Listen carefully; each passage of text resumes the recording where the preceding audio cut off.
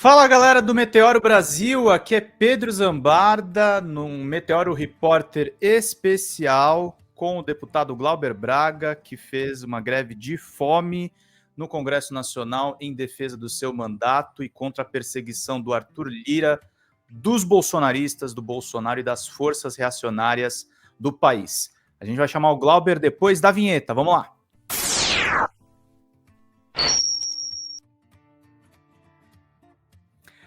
Glauber, eu queria agradecer muito a sua presença aqui no Meteoro, você ter se colocado disponível para conversar a respeito disso. Primeira pergunta que eu tenho para ti, meu amigo, viu seu discurso no Rio de Janeiro, a retomada dessa luta política.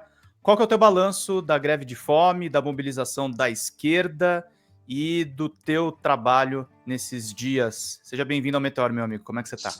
Obrigado, Pedro. Obrigado a todo mundo que acompanha o Meteoro. Obrigado por toda a solidariedade.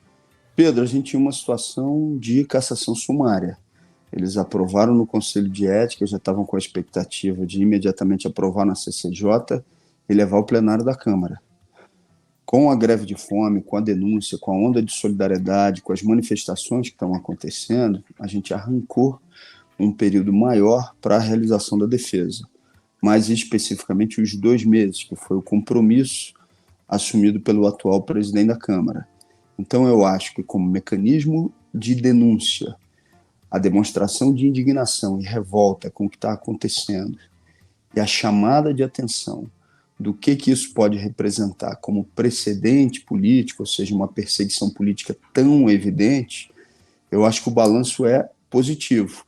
O cenário ainda é bastante duro, mas hoje a gente está em condições políticas melhores para denunciar o que está acontecendo, para fazer a defesa do mandato, para fazer a defesa das liberdades democráticas, do que no dia em que a cassação foi aprovada no Conselho de Ética.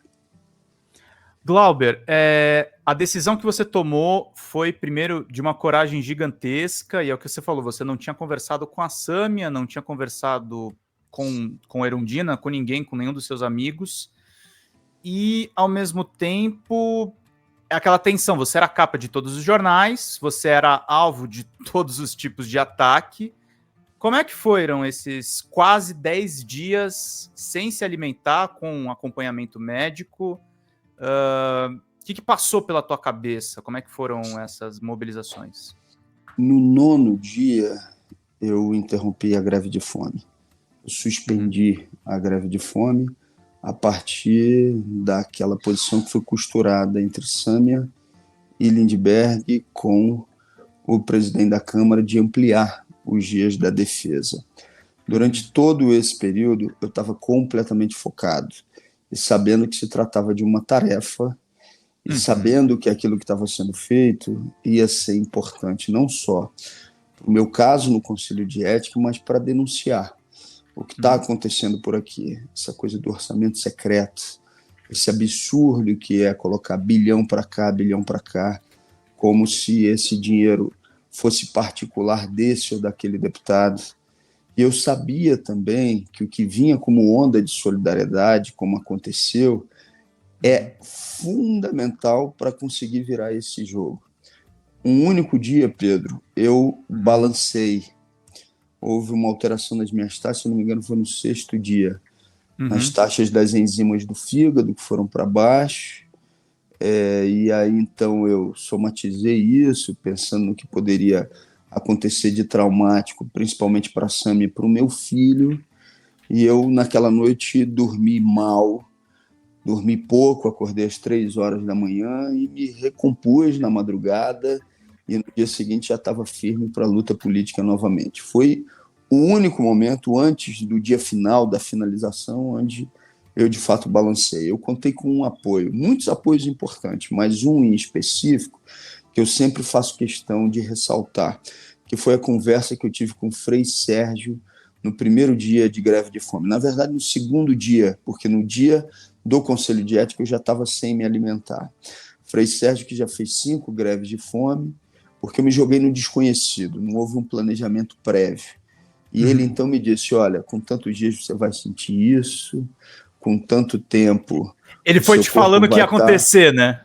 ele me disse o que aconteceria. Algumas coisas nem aconteceram, porque a mensagem dele era tão forte que eu acho que isso me ajudou, inclusive mentalmente. Ele me disse, por exemplo, que eu teria ansiedade por comida nos 3 primeiros dias e que depois isso passaria. Eu não tive nem nos 3 primeiros dias. Durante os 9 dias, quase 9 dias que eu tive em greve de fome, em momento nenhum eu senti ânsia por comida. É evidente que eu fiz ingestão de líquido de maneira regrada. O tempo inteiro eu tomava água, tomava o soro, tomava o isotônico, e isso foi fundamental também para passar esse período. Mas o que manda é a cabeça.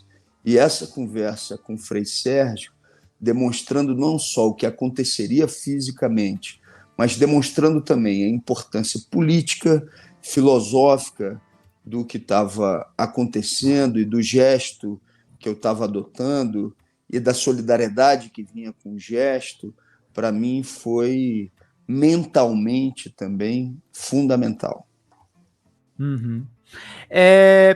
Quando você estava focado nesse objetivo, Glauber, obviamente, e você verbalizou isso, você falou, a minha cassação não é pelo ato que eu tive contra o militante de extrema-direita do MBL, não é por conta da perseguição do Arthur Lira. Mas o pessoal estava lembrando também de articulações que estão acontecendo nos bastidores do Congresso, de um velho inimigo seu que se chama Eduardo Cunha. Até o Bolsonaro, internado no hospital, resolveu acompanhar o seu processo. Você acha que você mexeu no vespeiro de muita gente poderosa?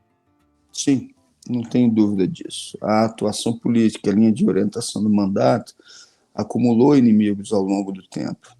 Mas quem deu a tração fundamental para que esse processo fosse à frente foi Arthur Lira, porque os outros podem ter atuado em articulação com ele, mas quem teve, principalmente quando ainda estava no exercício da presidência da Câmara, principalmente no ano passado, quem deu força para que esse processo se movimentasse foi o Arthur Lira, com todo o poder político e econômico que ele tem.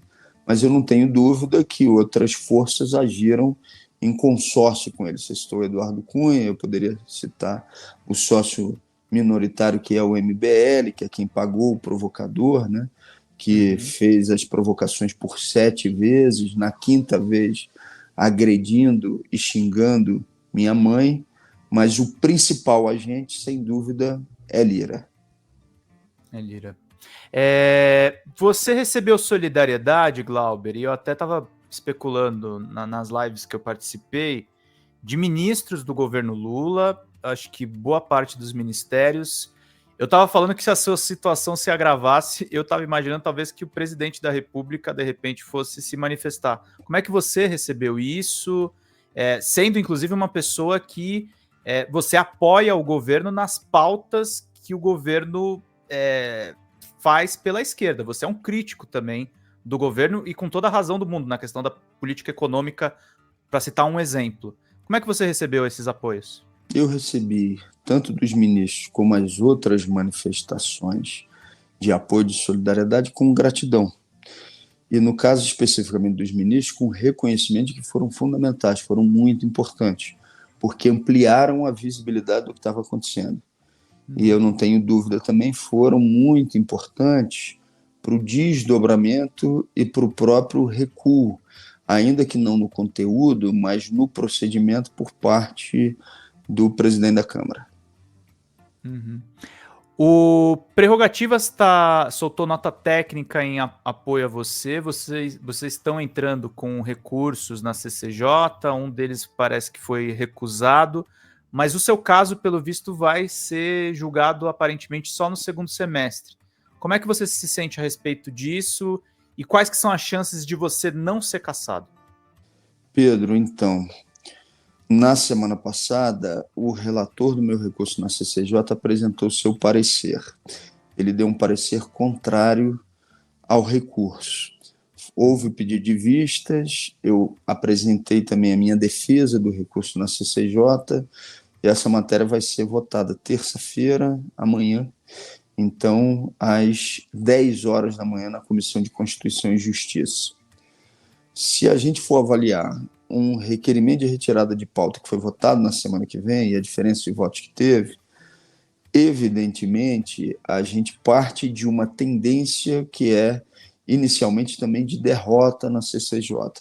Mas cada vez mais se acumulam posições políticas das mais variadas correntes ideológicas contra a cassação, numa visão de que o que está sendo proposto é exagerado, mais do que exagerado, é desproporcional e que pode gerar um precedente perigoso, porque se a maioria eventual procura calar vozes da minoria daquele momento, hoje eu sou o alvo, amanhã o alvo vai ser um outro parlamentar que exerça esse mesmo papel de crítica.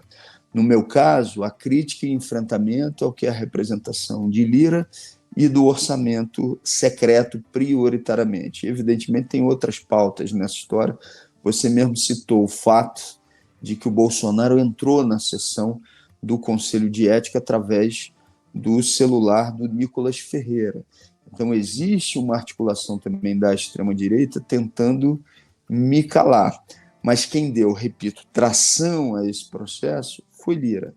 E foram as denúncias que o mandato fez contra ele. Se rejeitado ou aprovado o recurso amanhã na Comissão de Constituição e Justiça, tem um tempo de 2 meses para que essa matéria seja levada ao plenário. É claro que se o meu recurso fosse aprovado, voltaria ao Conselho de Ética, então eu reflito que teria mais tempo. Mas se for rejeitado, 2 meses.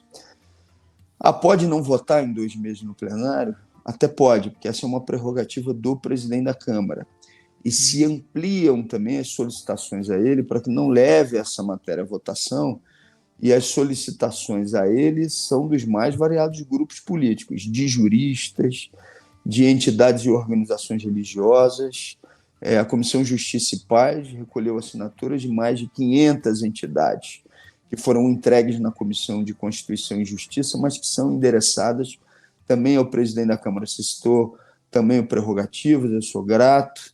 Então, tem assinaturas, tem gente se manifestando o tempo todo. Agora, se ele cumpre o prazo mínimo e leva à votação, nós estamos falando aproximadamente do dia 1º de julho, porque os 2 meses caem no final de semana e terça-feira, dia 1º de julho, é o prazo. Mas, Glauber, por que você fala nesse prazo, se pode ser que o presidente da Câmara jogue mais para frente ou não venha pautar exatamente nesse dia? Porque com a vitória parcial que a gente teve, com a suspensão da greve de fome, tem muita gente pensando que a vitória definitiva já aconteceu. Eu estava andando com Sâmia nas ruas do Rio e pessoas me paravam e diziam: parabéns, ainda bem que resolveu essa história. Então, muita gente não sabe que o processo ainda está em andamento. Então, é fundamental que a gente chame, Pedro, a atenção das pessoas. Olha, a coisa está tramitando. Por isso que eu queria conversar com você, inclusive, porque não pode deixar esse assunto morrer. Não, resolveu, não. Exatamente. Então, temos 2 meses pela frente. Tanto é que eu assumi o compromisso no ato grande, milhares de pessoas que a gente teve na Cinelândia, no Rio de Janeiro, de que eu vou percorrer todos os estados brasileiros, fazendo a minha defesa, apresentando as minhas razões e mobilizando a luta contra a injustiça. Essa mobilização não pode parar. O que fez com que a gente ganhasse tempo, tivesse essa vitória parcial, foi a mobilização de você que está nos assistindo. E a continuidade dessa mobilização, não só em defesa do mandato, mas do enfrentamento ao poder oligárquico, Arthur Lira, o orçamento secreto, evidentemente, se continuar, e eu tenho a certeza que vai continuar, porque é uma solidariedade muito forte, a gente tem condições concretas de virar esse jogo. Te respondendo, quais são as chances de vencer no plenário? Temos chances. E essas chances têm uma relação direta com a continuidade desse processo de mobilização, que está movimentando, inclusive, também o conjunto das forças políticas dentro do espaço institucional. Uma mobilização que, Glauber, é o que você falou, você passou por esse ato extremo e ao mesmo tempo tem que percorrer o Brasil. Exige para você uma saúde mental e física que eu fico muito feliz de você topar conversar com a gente, porque eu sei que o quanto. Eu sei não, na verdade eu não imagino o quanto desgastante deve ser. E aí, mais uma última pergunta, Glauber. Mas conversar, só para dizer, Pedro, que conversar contigo é fundamental, né? Uhum. Desde o primeiro momento, quando essa questão ainda não estava tão quente assim, vocês aqui do Meteoro divulgaram, mostraram o que estava acontecendo, então eu agradeço. Imagina. E é um instrumento fundamental da mobilização também dessa luta. Muito, muito obrigado. Imagina, a gente que é grato, inclusive, de você nos dar um pouquinho do seu tempo. Aí a última pergunta que eu gostaria de te fazer, Glauber, é a seguinte: você apontou o Lira como pivô, ele segue blindado e o MBL, como é que você analisa esses dois agentes, independente se você manter o seu mandato ou se acontecer o pior? O que a gente pode esperar dessas pessoas? Agora tem uma novidade, né, que o Flávio Dino deu 48 horas para o Sóstenes Cavalcante se explicar sobre negociação de emendas envolvendo o PL da anistia. O Brasil vai ter que lidar em algum momento com essa questão das emendas parlamentares? Tem que lidar, Pedro. Isso é um escândalo que a gente não pode permitir que continue. Vamos dar uma olhada do que está acontecendo na Câmara nesse momento. Eles estão forçando e tensionando pela votação de anistia na Câmara, se contrapondo às decisões do STF. Combinado com isso, estão correndo com o meu processo na CCJ, porque querem votar imediatamente o processo do Ramagem, ou seja, a tentativa de trancamento da ação penal do Ramagem na CCJ. Deram manutenção aos direitos políticos do Chiquinho Brazão, que é réu também no Supremo Tribunal Federal. E aí, o parlamentar da bancada, que se colocou junto com o Supremo, denunciando o que é o orçamento secreto, mais especificamente a partir da decisão do ministro Flávio Dino, e que cobra a manutenção da responsabilização dos golpistas, sofre uma perseguição como essa. O que fica parecendo é que, para além da articulação contra mim, o conjunto de decisões que estão sendo desencadeadas representam um processo de desafiar as decisões e as posições do Supremo Tribunal Federal. Depois não adianta o deputado XYZ dizer mas o Supremo se meteu em decisões que seriam internas da Câmara. Mas não é exatamente o que a Câmara está fazendo nesse momento, pegando as decisões que são do Supremo e revertendo essas decisões, ou atacando as decisões também do Supremo Tribunal Federal. O que veio do ministro Flávio Dino no dia de ontem, exigindo 48 horas de explicação em relação à emenda de comissão, é uma necessidade, porque o líder do PL ele fala o quê? Ele faz uma chantagem pública, explícita, dizendo basicamente que se não for colocado em votação a anistia, ele vai refazer um acordo de emenda onde o presidente de comissão fica responsável por 30% e o resto responsável por 70%. Olha onde é que a gente chegou. Chantagem explícita sobre como vai ser utilizada a emenda em comissão para você poder forçar a votação de uma anistia. Evidentemente, isso não é razoável. Respondendo ao teu questionamento, essa questão do orçamento secreto, da manutenção de instrumentos sem transparência para a liberação de recursos, tem que mudar. Por isso que eu digo que é uma luta que vai para muito além do que a defesa exclusivamente do mandato. Então, quer dizer que eu fico com um alvo na minha cabeça. Se eu viesse a ser cassado, porque eu evidentemente não acredito, acho que a gente vai virar esse jogo, mas se eu viesse a ser cassado, nenhum outro deputado pode, então, mais fazer o questionamento sobre o orçamento secreto, porque senão vai estar também com alvo na sua cabeça. É um absurdo tão grande.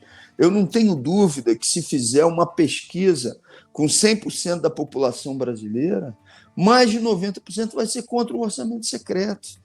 Então, eu posso estar, eventualmente, em minoria no Conselho de Ética, como a votação que aconteceu, mas eu estou em maioria em relação à população brasileira. É por isso que eu acredito que a gente vai ter condições de virar esse jogo. O Glauber, uma pergunta mais de razão, pode ser até de foro mais íntimo. Depois da greve de fome, até estava conversando com os colegas do Meteoro aqui, como é que você passou por uma progressão de dietas, né? Você passou por dieta líquida até retomar as atividades normais. E eu percebi um pouco pelo seu tom de voz, porque é um processo violento, inclusive, com o próprio corpo. Como é que você está de saúde? Eu me sinto muito bem, me sinto pleno fisicamente para tocar as atividades. Já fui até no final de semana em atividades culturais com Sâmia.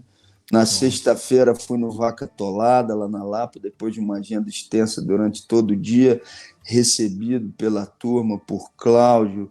O pessoal parou o samba, recebeu, fez aquela solidariedade, calor humano. No sábado eu fui no show do Fresno, lá na Função Progresso. E no domingo, ontem, eu fui lá no espetáculo Morte e Vida Severina, lindíssimo lá, Armazém da Utopia, um elenco maravilhoso, direção maravilhosa. O pessoal também me chamou lá na frente no final para poder agradecer e falar também sobre o processo, recebido com um calor humano tremendo, o pessoal gritando Glauber fica, abraçando, acolhendo. E todos esses dias, com essas atividades culturais no final do dia, durante o dia, mobilizando a luta, conversando com as pessoas, fazendo reunião, articulando a nossa organização. Então, eu me sinto bem demais. A Thalíria, que é líder do PSOL na Câmara, ela deu uma entrevista para o Metrópolis falando a respeito da decisão de cassação do Chiquinho Brazão por faltas e dando a entender que isso fortalece a sua defesa no plenário. Como é que você enxergou esse processo do Chiquinho Brazão, acusado aí, provavelmente deve, e na verdade vai ser condenado na questão da Marielle Franco? Eu, assim como Thalíria e como toda a bancada do PSOL, eu considero um absurdo o que aconteceu. Por quê? Porque ele tinha que ser cassado pelo plenário. Isso foi uma tentativa de manutenção dos seus direitos políticos, porque se não tem cassação, você tem a manutenção dos direitos políticos, ele tem a possibilidade de ser candidato nas próximas eleições. Então eu pergunto, Pedro, se eu começar a faltar agora, vai ter isonomia também em relação ao meu caso, ele não vai ser levado ao plenário e eu vou perder o mandato por falta, dando manutenção aos direitos políticos, numa relação que seja isonômica, era o que deveria acontecer. Então você pega Eduardo Bolsonaro, vai para os Estados Unidos, ele de lá articula uma conspiração para um golpe de Estado envolvendo um outro país, ele pede licença, essa licença é concedida, ele não é considerado um desertor, entre aspas, ou seja, alguém que se desligou do mandato de deputado federal, não, ele consegue a sua licença e quem está aqui o dia todo fazendo a sua defesa, sem se afastar, enfrentando o debate político, indo para o microfone, sem esconder a cara, utilizando, inclusive, instrumentos que podem ser considerados morando no radicais, Congresso, né, Glauber? Não dá para dizer que Congresso você... Nacional. Aí, no meu caso, ou seja, não tem isonomia. Evidentemente, isso se trata de um absurdo. Eu não vou para um processo de salvação do mandato, com todas as lutas que o mandato representa, mas eu não vou suspender a luta contra o orçamento secreto, não vou suspender a luta pela responsabilização dos golpistas e não vou deixar de dizer o que eu tenho a dizer. Os meus instrumentos de trabalho, a minha força política está na solidariedade das pessoas e na minha fala, naquilo que eu posso dizer. Eu não tenho os instrumentos que os meus inimigos têm, eu não tenho os instrumentos que o Lira tem. Então, o mínimo é eu poder utilizar os meus instrumentos com toda a força, com toda a garra, que é exatamente o que eu estou fazendo. Mas eu, repito, como Thalíria, como conjunto da bancada do PSOL, consideramos um absurdo a manutenção dos direitos políticos de Chiquinho Brazão com a decisão que veio da mesa diretora. Glauber Braga, muito obrigado pelo seu tempo. Teve alguma coisa que eu não perguntei que você gostaria de acrescentar? Não, você perguntou tudo e me convide sempre, porque eu gosto sempre muito de estar aqui contigo, conversando, me sinto à vontade. me sinto em casa, espero que todo mundo que está acompanhando consiga perceber isso. Um abraço grande para você, Pedro, um abraço para o Meteoro, um abraço a todo mundo que acompanhou essa conversa. Eu vou te mandar assim que a entrevista for pro ar, tá, Glauber? Obrigado pela sua Maravilha. presença, querido. Até Obrigado a mais. você. Tchau, Um tchau. abração. Tchau, tchau. Tchau, tchau. Tivemos Glauber Braga aqui no Meteoro Repórter e vamos aqui de vinheta final.